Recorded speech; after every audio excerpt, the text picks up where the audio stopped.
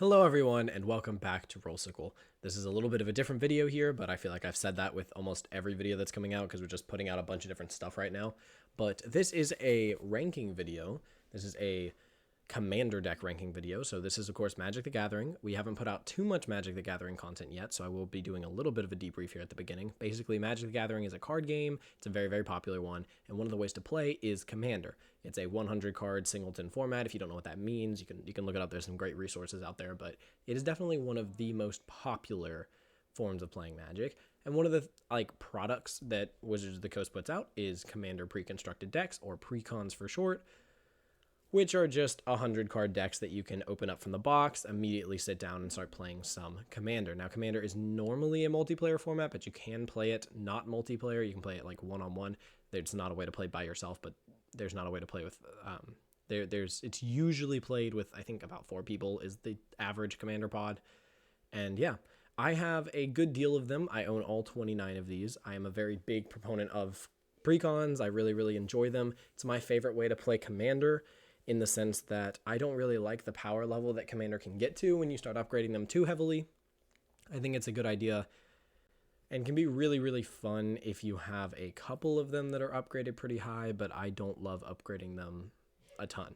And I personally actually haven't upgraded any of my own precons, but I have upgraded some of my friends.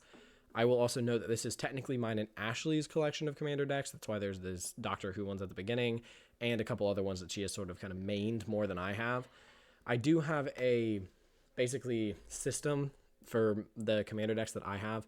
I don't open and play any new ones until I've gotten at least one win with the last one that I opened, because I want to kind of see them through and actually see the game plan that each deck kind of lays out, right? If you've played Commander, we've all had those games where the deck just doesn't do what it's supposed to do, but we know it's a good deck. We just got some really, really shitty draws. So yeah, I want to quickly go over the different tiers. We have God tier. This is going to be just a couple of decks, really, that I think are just phenomenal. I think they are just insanely good. And I have not pre-planned this, so you guys are going to get my unplanned opinions on this. But God tier is just the decks that I think are insanely good. Very solid is the decks that I think are a great recommendation. You take them out of the box, they're going to play incredibly well. They're extremely synergistic. They're likely to win at their table if you put some good politicking behind it. Plays well is sort of the average here. I think Commander precons and Wizards of the Coast creating Commander precons since 2011, I think, in the last couple of years have gotten a lot better, and I've only been playing for the last year or two, so I definitely have a lot of the decks in those eras of them making better Commander precons. So I think most of these play well at the very least. And so that's kind of why it's these average tier. You open them out of the box, they're going to play pretty decently. Need some upgrades is saying, hey, this deck is pretty weak. And all things considered, I'm really not the biggest fan of it. But I think if you throw some upgrades into it, it is functional. I don't hate the theme or the vibe of the deck. And then lastly, we have plays poorly or I wouldn't buy. These are the decks that I haven't really enjoyed myself personally. I don't think that they're very synergistic or something, or I just think that they really, really don't function very well. You're probably better off buying another deck unless you're getting it at an insanely good price or someone's getting it to you for free or something like that. All of these decks, it should go without saying, are going to get significantly better if you upgrade them. That just is kind of a given, but I definitely think these categories down here are the types of decks that, unless you upgrade them, you're probably just not having a great time at the table. All right, well, let's jump into the first one then. Our first one here is Masters of Evil. It's one of the Doctor Who precons from Universes Beyond that they did a tie-in with. I have not played all of these decks too many times, right? So when you have 29 decks and you don't get a game to the table that often, you don't necessarily play your decks that often. But I probably have the least experience with the Doctor Who ones and definitely have the least care for the Doctor Who ones. I will go ahead and say that if you're a huge fan of Doctor Who, these should be kind of bumped up a little bit in that case, right? Because they're Universes Beyond. They're meant for you guys who are Doctor Who fans.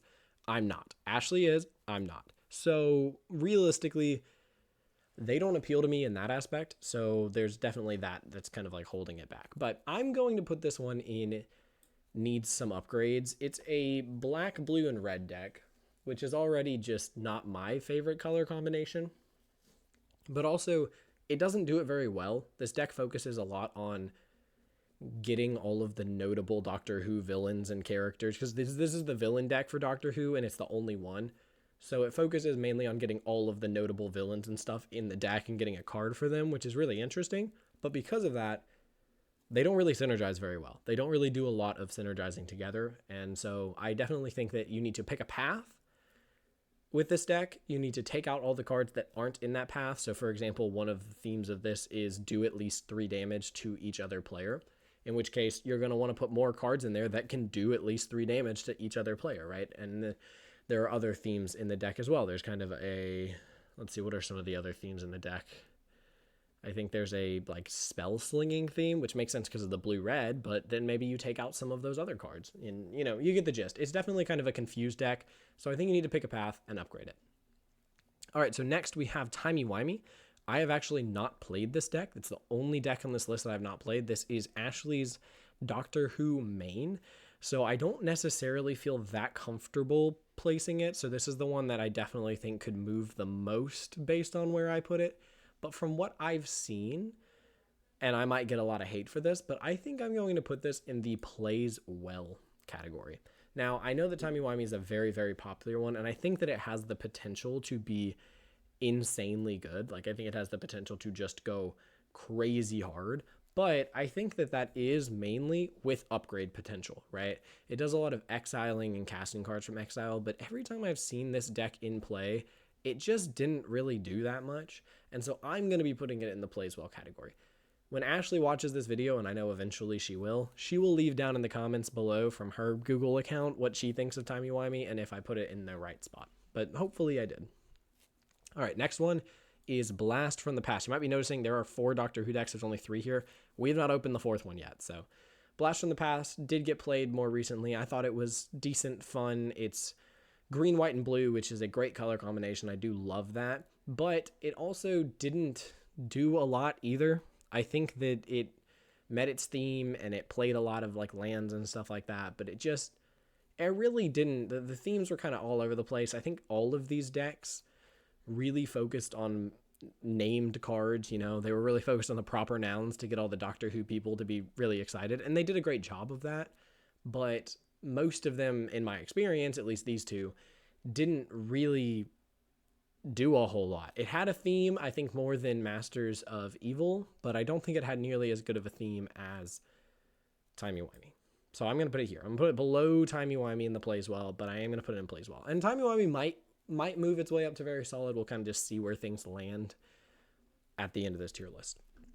Okay, so the next kind of group of them that we have are the starter commander decks. These ones are notable for the sense that I think they MSRP'd around like $20 to $25, which for the record, the rest of these were like $40 to $45 MSRP, and some of them I paid even more than that for. So you definitely need to consider that when you think about these 5, because they are cheaper and they're considered starter commander decks, but some of them are still pretty good. An example, Draconic Destruction, I think is the name of this one. I'm not 100% sure of that, but I think this one's called Draconic Destruction. It's pretty good. It's a dragon tribal deck, red-green. Atarka's the commander, which basically just gives your other dragons double strike. It's really good. I love this deck. I think that I'm probably going to put it in plays well as well. There's going to be a lot. This is sort of the average category. I actually think I'm going to go ahead and move Timey-Wimey up to very solid here, just because it does have a lot of potential. It's definitely the most themed of the Doctor Who ones, or at least synergistic of the Doctor Who ones. I'm going to put this in plays well. I think it's really, really good, and it has a couple of like one-hit combo kills in a starter commander deck, which is a little concerning, but I don't think that it does dragons too great. I think that it can be powerful, and when it's playing against the other starter commander decks, it holds its own, no problem, but I don't think that it's anything standout-ish, which is why I'm going to be putting it here in plays well. All right, the next deck that we have is Graveyard something, I think is the name of this one. It's a zombie deck from the starter commander decks as well. I think, what's it called? Like Grave Danger, Graveyard Danger, one of those two. Anyways, it's a zombie tribal deck. It's kind of like the, dragon tribal deck, except this one's zombie tribal. I think it plays a little bit better than the dragon one in the grand scheme of things. I think it utilizes the graveyard a little bit better with Gisa and Geralf as the commander, but I don't think it does anything too crazy. So I'm going to put it higher than Draconic Descent, but I'm not really going to put it in a different category here, right? So, I mean, honestly, I'm pretty happy with about how this is shaping out so far. Next, we have Chaos Incarnate. This deck does exactly what it says. It's just a chaotic deck. Now, it does have a theme, in the theme being that there is no theme, if that makes sense. It is intentionally just chaos in a deck. If that's your vibe, it's a really, really thematic deck for that sense, but it's a very poor deck when it comes to synergy. Cardor Doomscourge is a decent commander. He goads basically all the creatures, even though he doesn't actually goad them. He does a slightly more powerful version of goad, where they have to attack even if you bring them onto the battlefield and they have like haste after the turn that he hits the battlefield. So it doesn't quite goad, but I do think that the lack of synergy is exactly where I'm going to put this in. It needs some upgrades. You kind of need to pick a path with him. If you're going goad, that's great. Put some other goad cards in there and take out some of those cards that are just like random damage things or those sorts of cards. So I'm going to put in need some upgrades. It's definitely not the best deck. Next, we have what I think I'm going to actually, and this is crazy, right? Because Timey-Wimey's up here is like $100. I think I'm going to put this one, Token Triumph, as our best deck so far. I love Token Triumph. It has a goal. It makes token creatures. It goes wide, and it does it very effectively. Now, I actually think between the two of these, Timey-Wimey is going to win more often than not, but I am considering the price tag a little bit in how incredible these decks are, and for $20 to $25 this can hold its own and probably even sometimes beat the $100 Timey-Wimey deck, and I think that that's worth something. I also think that it's more synergistic. It does what it wants to do better, and all around I just think this deck is incredible. I think it works really, really well, and it's a ton of fun. All right, next we have First Flight. This is our last of the starter commander decks. The theme around this one is just flyers. You just play flyers. And honestly, that's a very effective theme. It works extremely well. I think that the synergy of the deck is great. You have just a ton of flyers in here. You have a lot of flying payoff cards. You have a commander that's a little questionable because she doesn't really actually do anything with flyers, but there is sort of a drawing card sub-theme, and the commander does a great job doing that. So I think that it's a good commander. I definitely think you could find a better commander for this deck and just kind of change things up a little bit, but I don't hate it. I'm going to be putting this one in the very solid category. I think ahead of Timey-Wimey, but behind Token Triumph. I do think I have played all 5 of the starter decks, probably more than any of the other decks, just because I use them when I'm teaching people or when people are learning or they want a more casual game, because even some of these other decks can get pretty wild. I mean, these ones can too, but they're a little less likely. I do think my favorite and the strongest is probably Token Triumph, but First Flight is a very close second, and it leaves the other 3 kind of in the dust. Both of those.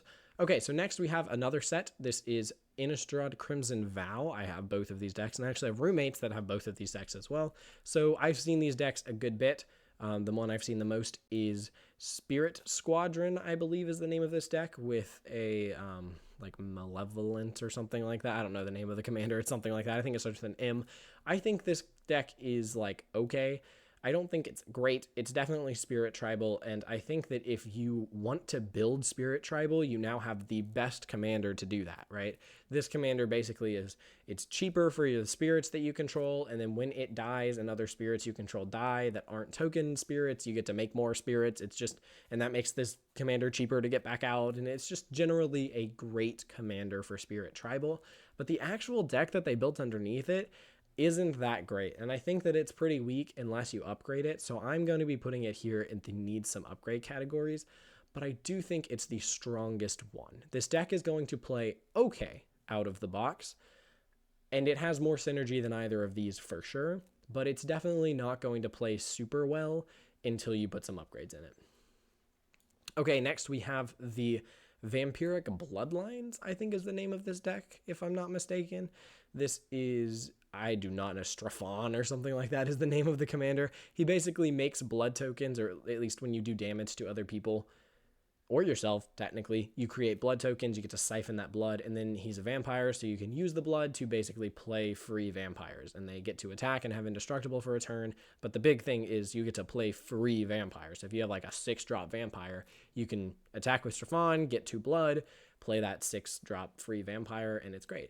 Now, Stefan himself is like a 3/2 flyer for like 4. He's really weak and can die super easily, so I don't love that part of this deck.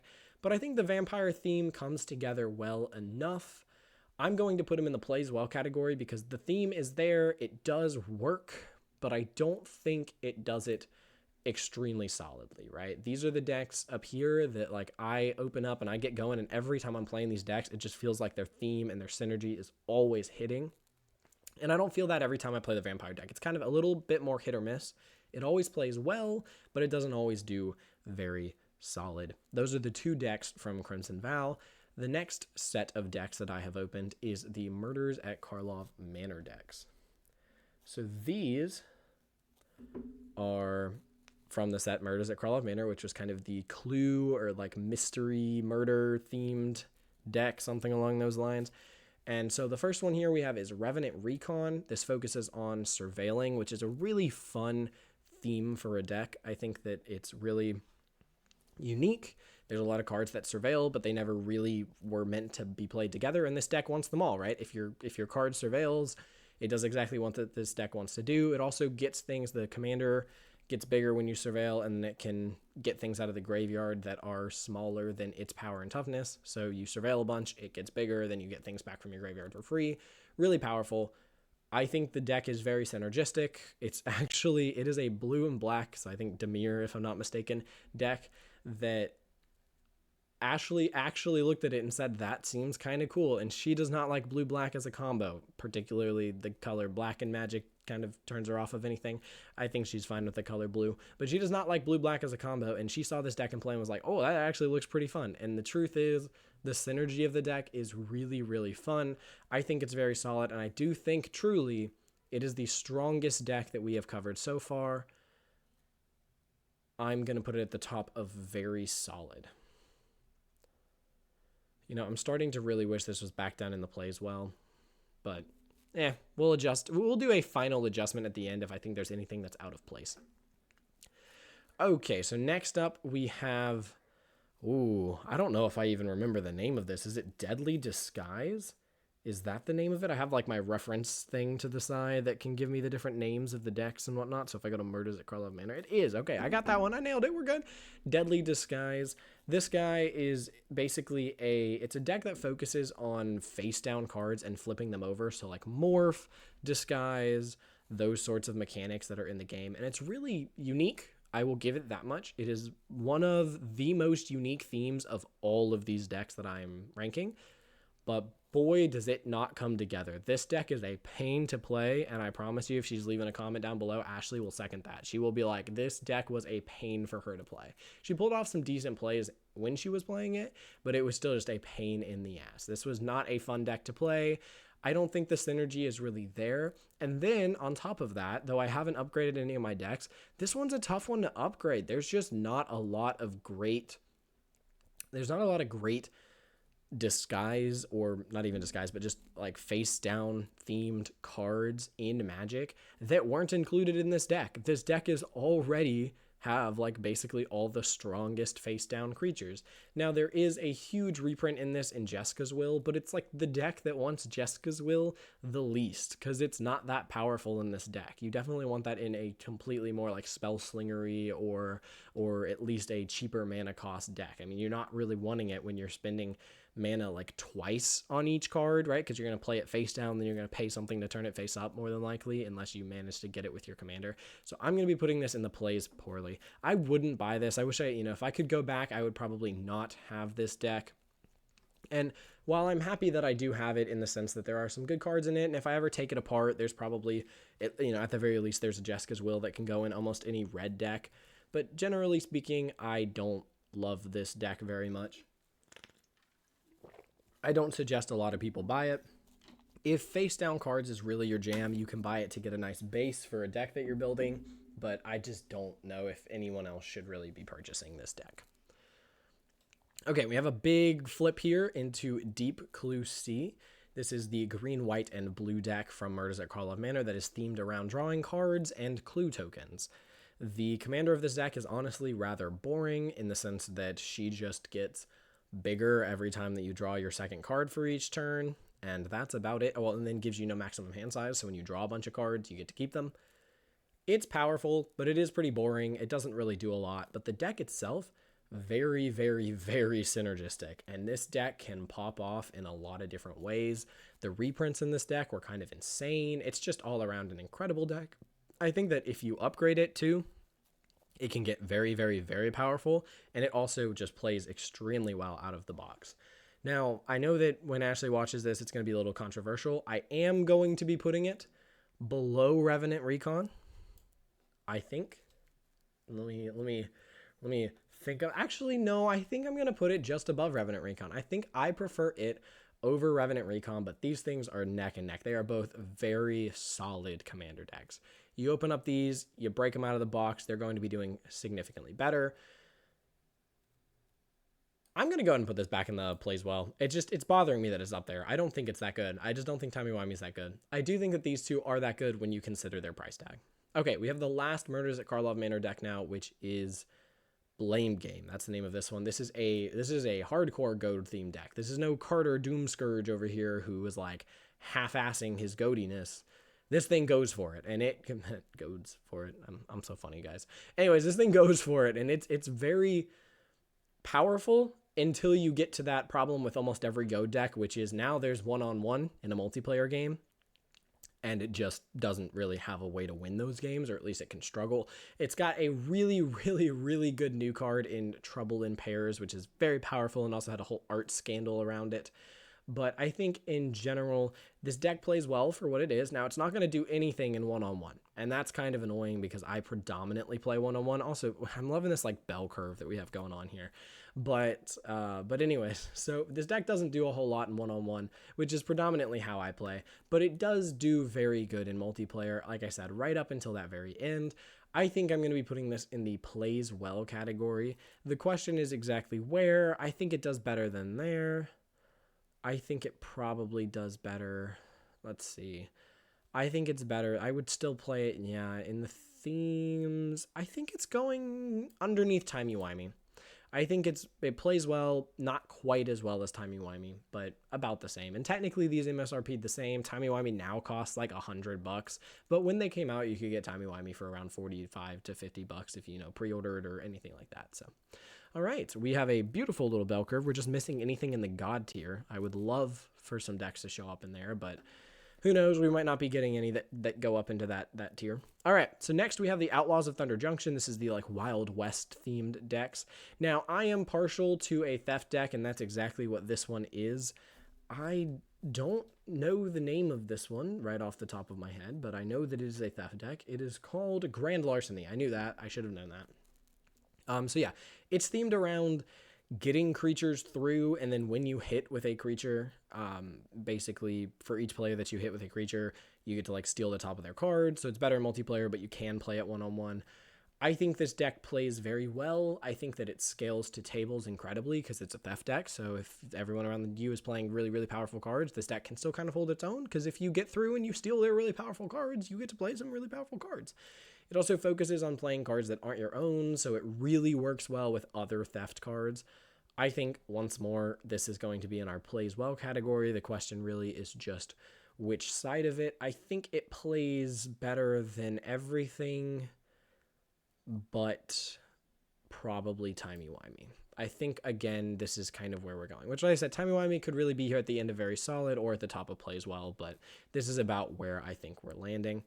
Okay, so next up, we get a bit of a controversial deck. This is a spell-slinging deck called Quick Draw, and the commander of this deck is really, really, really powerful. She is extremely powerful and is often played in CEDH, which is competitive commander, essentially. It's the very hardcore version of commander. And she's very popular for that sense. She can go infinite with a ham sandwich, as the nitpicking nerds would say. And I think that I agree with that. But the actual deck that she's built around, in my opinion, not actually that great. I mean, don't get me wrong, it's not bad, but she does insane with upgrades. but I don't think she does that great without them. I am going to be putting her in the plays well category, but I think I'm actually going to put her underneath vampires, if I'm not mistaken. I think that's where I think she should end up. I don't hate the order of this. I think this is pretty decent. Okay, so next we have Desert Bloom. This is a land-based deck that wants you to play lands and then sacrifice. It's actually a desert-themed deck. It's not even just like a landfall deck. It's a desert-themed deck. And it's red, green, and white, which is interesting. You don't have all your green-blue landfall, but you do have all your green landfall, so you have like Scute Swarm and stuff in here. This deck surprisingly plays really well. Every time I've sat down with this deck, it's just kind of popped off really effectively. It really knows what it's doing, and it does it really well. I was surprised at how effective the deck was at like cycling through its lands and putting them in the graveyard, but then being able to get them back out of the graveyard, and then the lands in the graveyard make the commander cheaper to get back out, and it's just, all things considered, it's a very powerful deck, and it functions better than I thought it would. It would have ended up in plays well, but I think it's going to end up here at the bottom of very solid. The question is where. I would take this over First Flight and Token Triumph. I don't think I would take it over the different Murders at Karlov Manor decks down here. All right, so that leaves our Outlaw deck. This is the theme of this deck is basically just that. It's outlaws. You want to do damage to other people, and you want to commit crimes, which is a whole Thunder Junction theme. I think this deck is pretty solid. I don't think this deck is pretty solid. It's really not that great, and it doesn't have much of a theme. It themes itself around outlaws, but outlaws aren't actually a creature type, so you can't really do tribal with it. So that's something you have to keep in mind. I don't know if I would really put it in plays poorly, but I do think that I don't ever really want to get this deck back out. I have seen it pop off a little bit, but it was just kind of in product of really good cards, and I think that you could theme it in a direction that does really well. So it's going to end up down here. We are really arming this bell curve. I think it's going to end up down here at the bottom of needs some upgrades. I actually, well, no, I like it more than these. Do I like it more than the Spirit Precon, though? That's the real question. If I'm sitting down and I think I like it more than the Spirit Precon. I think it's going to sit right at the top of needs some upgrades. It's honestly not that bad, but if you did upgrade it and theme it, it's far, far better. So I'm going to put it right there. That being said, I don't think it's a phenomenal deck by any means. And really anything in this category, I'm just not that excited to get out and play too much when I have all these other options up here. Now, again, needs some upgrades. If you really like the theme of a deck, you can take any of these and turn them into a very playable commander deck. But if you play commander the way that I do, which is basically just straight precons right now, I'm much more excited to break out any of these top, like, I don't know how many that is, 13, something like that. Okay, so next we get into the Enduring Enchantments. I absolutely love this deck. I think that it's phenomenal. It's a green-white deck that focuses on enchantments, so it's an Enchantress deck. It comes from Eldraine, which was a set focused on enchantments, and it also has a commander that produces virtuous roll tokens, which roll tokens were a enchantment aura token that was a theme of the Eldraine set, the Wilds of Eldraine set, which is where these are from. Oh yeah, these next two are Wilds of Eldraine. I adore this deck. I think it's phenomenal. I think it does a great job. It is definitely ending up in very solid. The question is where. I like it more than the starters. I like it more than the land. I think it is landing itself at the very top of very solid. I think it is the best deck so far that I'm talking about. This thing can pop off. The enchantments do great. It can be a little bit of a slower start, but the upgrade potential of this deck is insane. So I think that genuinely, I think it's my most excited deck so far from what we've got out here, and we'll see if that continues. All right, so next we have the Fairy Precon from the same one. So that was focusing on enchantments. This is a tribal deck focusing on fairies, and this deck does the exact same thing. This deck is incredible. It knows what it's doing. It loves the type of fairy. It has all the tribal like payoffs in it, basically. It knows exactly what it's trying to be. It's blue and black in theme, so you also get to do a lot of like turn manipulation and spell manipulation because of that blue that's in there. And every once in a while, you can really piss off some of the other players at the table if you're using the more black parts of the deck where you're maybe killing creatures or that sort of thing. I think this deck functions really, really well. I think that both of the Wilds of Eldraine decks were really, really good decks. And I think it's going to end up here in very solid. I like it more than the starters. I like it more than land. I do think it's better than Revenant Recon, but just barely. I think they end up back to back. The real question is, do I like Enduring Enchantments or Fairies more? And I think I like Enduring Enchantments more. All right, so next we have the Phyrexia All Will Be One precons. I am not going to know the name of these ones. Oh, actually, I think I know this one. Corrupting Influence, right? Yeah, I think this is Corrupting Influence. So this is a poison-themed deck, which I bought specifically because they made a poison-themed commander deck, and I was very excited for them making a precon that was themed around poison. It's not exactly the most popular. It's definitely not the most popular theme for commander decks, but I was really excited that they decided to make a precon that was themed around it so that they could give those poison players a little bit of love. They could show people that it's decent. Now, I think that this deck can pop off. It is, of course, a poison deck, and poison is very capable of killing people very quickly. That's why it's so unpopular. But I actually think that most of this deck doesn't function very well. I have seen that most of the time that I play this deck, it just doesn't get its feet under it. It doesn't really do a whole lot, and it just isn't that powerful. I think that it doesn't necessarily need upgrades to win. Like if I take this to a table, it's gonna do okay, but I definitely think it's sitting down here near the bottom of plays well.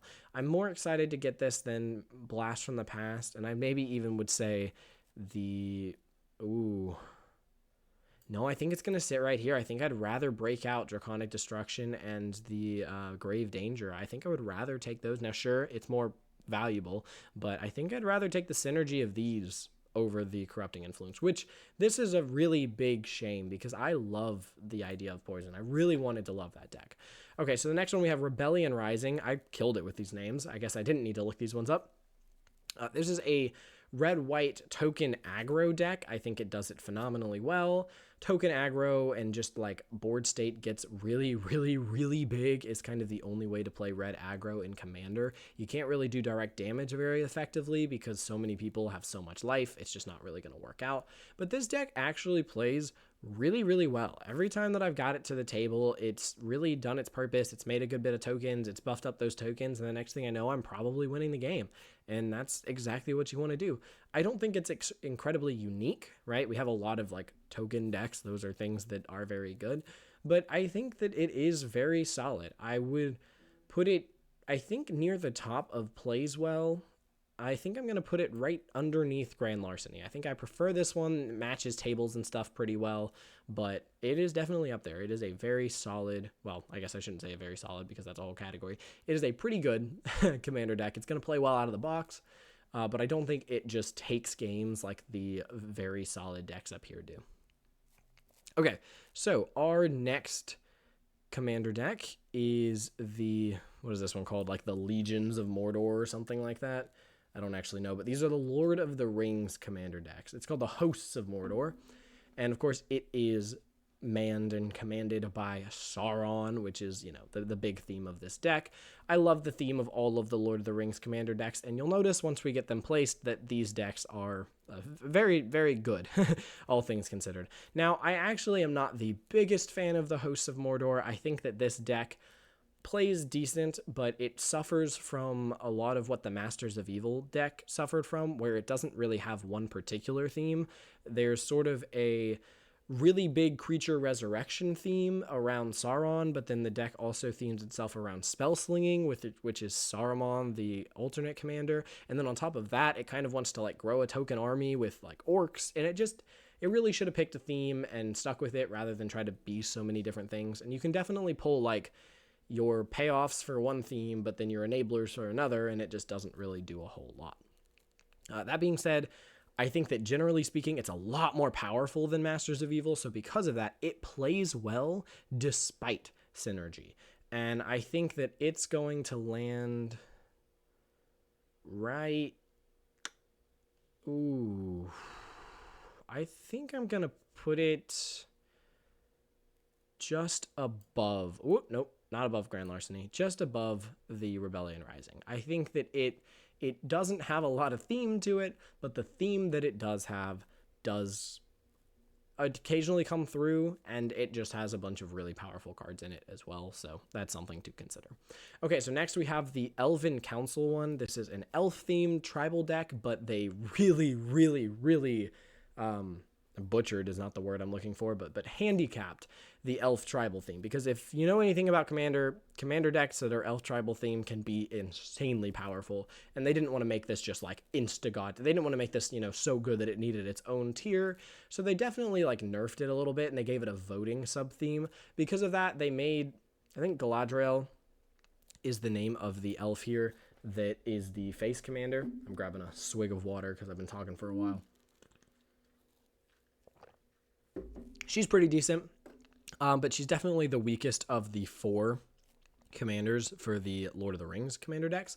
And I actually think that Elves is probably the worst one of this, which I know that Ashley is going to lose it when I say that, because she loves the elf deck.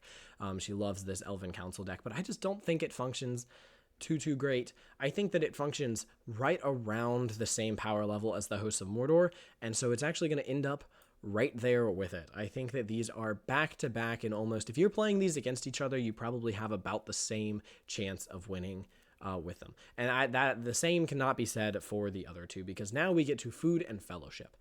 By golly, this green, black, and white deck that focuses around food and life gain and tokens and all sorts of stuff is so synergistic, and it works so well. You're gaining life, your opponents are losing life, you're creating tokens, you're drawing cards, you're just doing exactly what you want to do.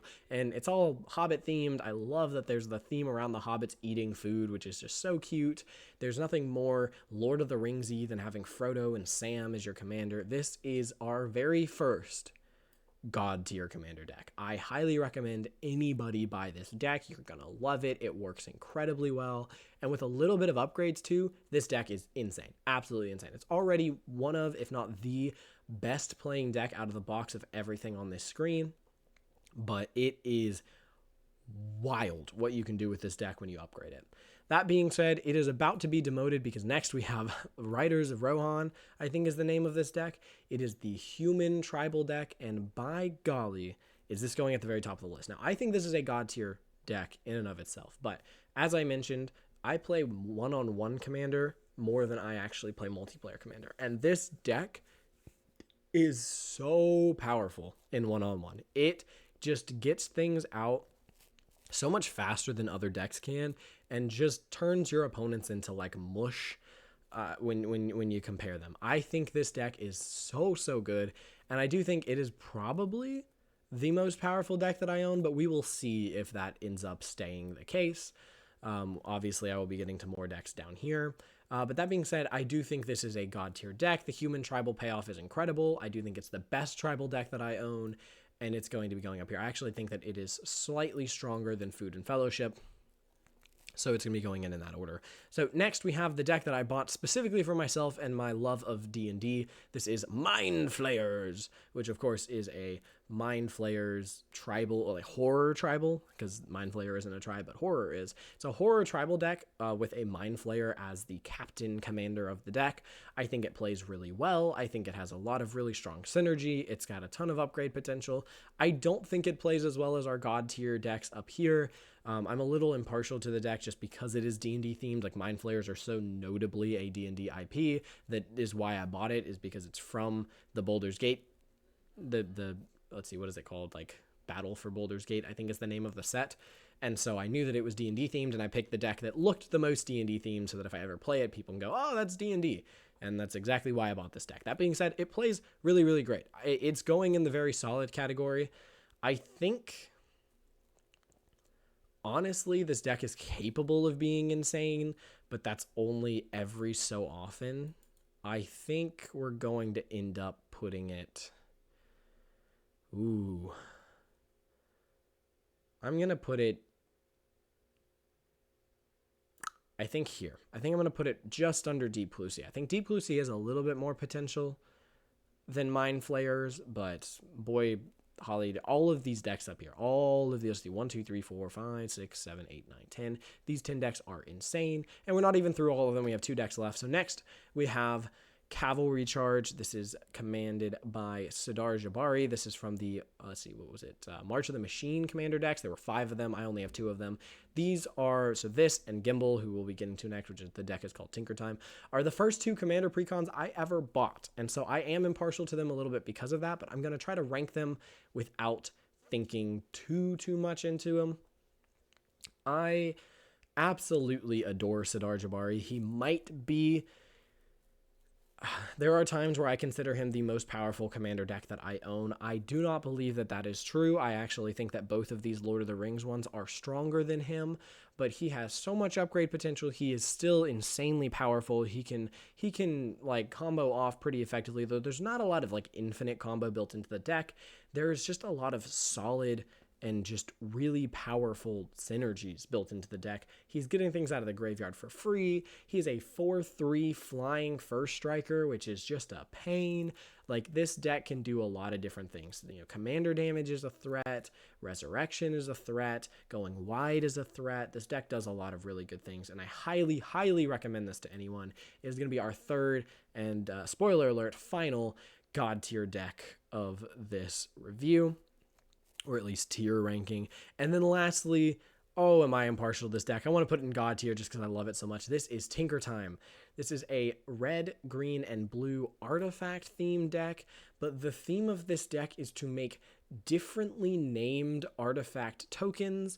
If it sounds insane, that's because it is, and I love it for that aspect. It is right up there with what was the one earlier that had the wildest theme. I guess the face down creature one, but this has a little bit more potential in like its upgrade potential, because artifact tokens, there's so many of them, and of course you have like your main 3. You can do clues, tokens, and clues, treasures, and food really easily. But there's other ones that you want to make in this. There's a card in there that makes a blood token. You know, you want to make feather tokens. You make like artifact little creature servo tokens, all sorts of stuff like that. And the deck does have a theme. That being said, this deck is extremely complicated to play and is very hard to find the win and to find the synergy. It's there. It's just really, really, really difficult to find it. And I don't think it really deserves anything better than the needs some upgrades category. I adore this deck, but I adore it for sentimental reasons, not for power reasons. This deck is hard to play, and because of that, I think that it needs a lot of upgrades to not feel hard to play. You have to work to get a win with this deck. You do not have to work to get a win with these decks, and that's sort of where we will have it. So the final look at this, we have Riders of Rohan, Food and Fellowship, and Cavalry Charge up here at the God tier. I'm happy with that. We have Enduring Enchantments. I don't even know if I said the name of this one, which is fair because I'm not sure I know the name of it. It's probably Fairy something if I had to guess, but I'm not 100% sure, honestly. It's, let's see, it's called Fey Dominion. I knew that, but, you know, sometimes they slip your mind. I love all of these decks. I think these are honestly in about the right order here for very solid. Then we have our playable ones.